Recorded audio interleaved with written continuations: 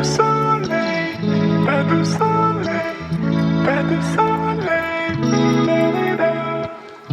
Pas de soleil, pas de soleil, pas de soleil, la-la-la.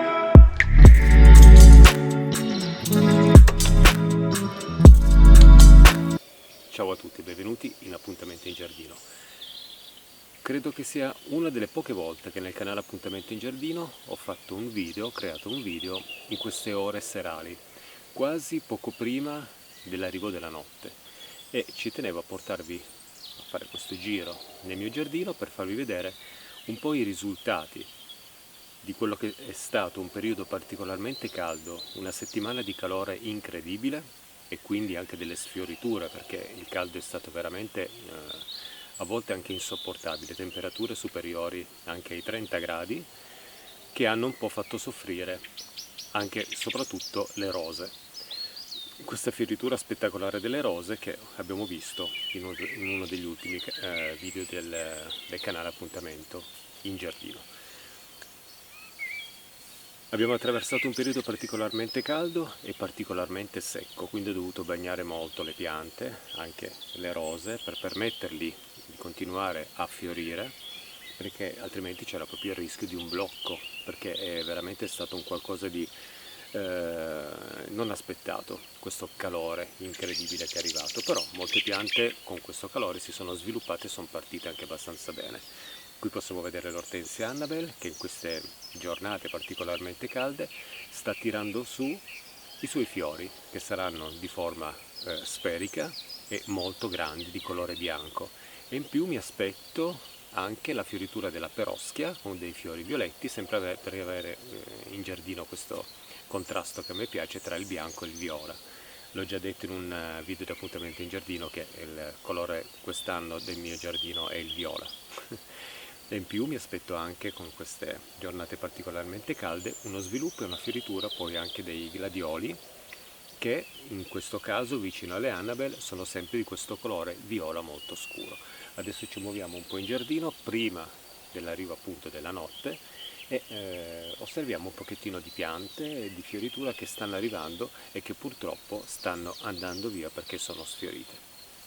Guardate come spicca il grigio argento della Stachys bizantina, di cui ho parlato in un video recente del canale, con questi fiori violetti che si stanno aprendo, ma soprattutto con questa crescita per via della fioritura molto verticale, ma soprattutto di notte,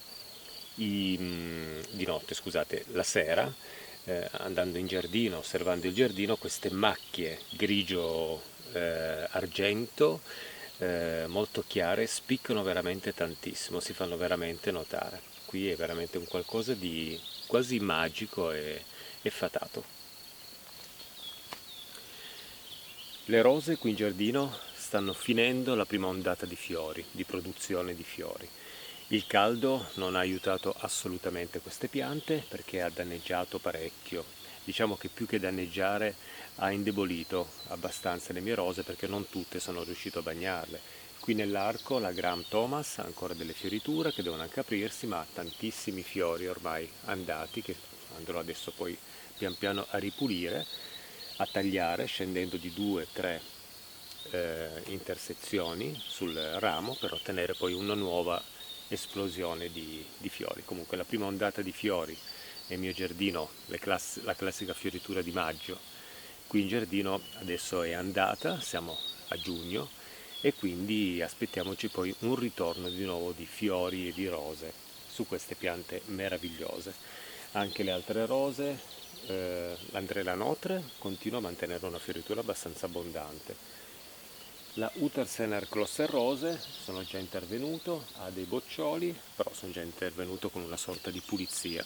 Mi piace mantenere le rose sempre molto pulite, anche perché tagliando i fiori che sono sfioriti si dà l'opportunità alla pianta di produrne altri e nello stesso tempo si libera anche un pochettino la pianta da questo groviglio di vegetazione che poi si crea con lo sviluppo di foglie e successivamente anche dei fiori.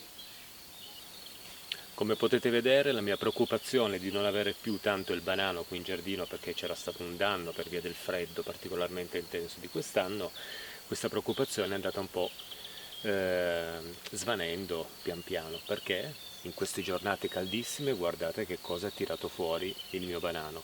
Dei nuovi piccoli, ce ne sono 1, 2, 3, 4, 5, 6, 7, 8, 9, 10, 11, 12, 13, 14, 15, 16, 17, 18, 19, 20, 21, 22, circa un 25 banani che cresceranno di nuovo per mettere un po' in ombra le piante che ho sistemato qui alla base, perché sono piante un po' da ombra e quindi non hanno, patiscono molto l'illuminazione potente del sole, e me ne sono accorto. Adesso inquadro un attimino la osta che cresce qui sotto, così vi faccio vedere un po' i danni della luce solare sulle foglie meravigliose di questa pianta.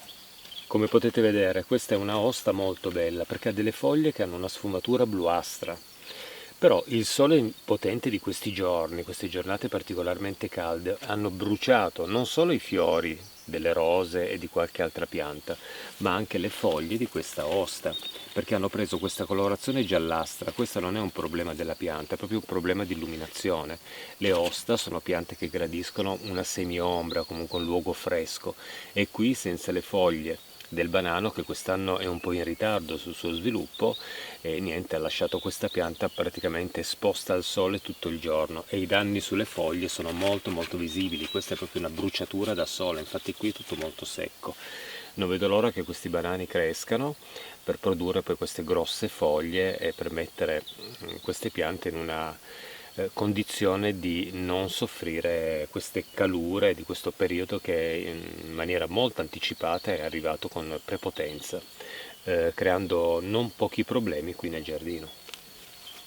Credo che questo video non durerà molto perché sta arrivando praticamente la notte con una velocità abbastanza elevata, però volevo farvi vedere, tra le cose che volevo farvi vedere qui nel video, la fioritura anche per quest'anno del Cardiocrinum giganteum. Questa è una pianta che mi ero dimenticato, un bulbo che ho dimenticato qui nella terra perché gli altri li ho spostati, ed è arrivato in fioritura. Questo vuol dire che questa pianta è matura, fiorirà, poi morirà, e il bulbo produrrà poi altri bulbi che io posso prendere e dividere. Però siccome gli altri un po' li ho persi dividendoli e spostandoli in giardino, questo ho deciso che lo lascerò qui con i suoi piccoli, in modo che qui avrò sempre questa pianta, perché mi spiacerebbe veramente tanto perderla. Sta creando questi gigli che hanno già, nonostante non sono completamente aperti, già un odore che si fa molto sentire, e niente, sono spettacolari. Non tanto alta, questa pianta può produrre questi gigli anche a 3 metri di altezza e quindi diventare molto più alta, però probabilmente questo era un bulbo ancora un po' giovane, diciamo, e quindi ha mantenuto questa altezza, ma per me va benissimo perché mi regala anche questi fiori anche quest'anno, quindi sono contentissimo. Anche la mia telecamerina fatica adesso a mettere a fuoco un pochettino le piante, mi spiace, dovevo arrivare un pochettino prima nel fare questo video in modo che catturavamo magari il banano e le rose in un orario un po' di tramonto. Quindi io concluderei qui questa piccola passeggiata di qualche minuto qui in giardino, tanto per raccontarvi qualcosa, tanto anche per farmi vedere. Ho notato anche la presenza di numerosi pipistrelli che girano adesso nelle ore serali per catturare zanzare e altri insetti. Tutti animali utili che possiamo portare nel nostro giardino creando un ambiente che sia molto naturale. In questo modo noi avviciniamo anche degli animali che possono esserci molto utili, come i pipistrelli di cui ho parlato prima, nella cattura delle zanzare. Riescono a mangiarne tantissime nelle ore notturne. Io con questo vi saluto e ci vediamo ad un prossimo appuntamento in giardino. Ciao a tutti e grazie. E dai che tra un po' arriviamo al video sulla talea di rosa. Ciao, a presto, ciao. Shh. Adesso il giardino entra nella notte, nel sonno, quindi tutto si addormenta. E una cosa molto interessante è che ultimamente abbiamo osservato anche in un prato qui vicino la presenza anche di cinghiali, quindi noi andiamo a dormire e tutti gli animali della notte si svegliano per colonizzare le zone di bosco e di prato, per catturare ciò di cui hanno bisogno per nutrirsi. Quindi cinghiali, anche caprioli, si muovono in queste ore serali e notturne alla ricerca di qualcosa. Io ho sistemato anche una fototrappola, se riuscirò a filmare un qualcosa poi lo inserirò in uno dei video di appuntamento in giardino. Ciao a tutti e buonanotte, ciao.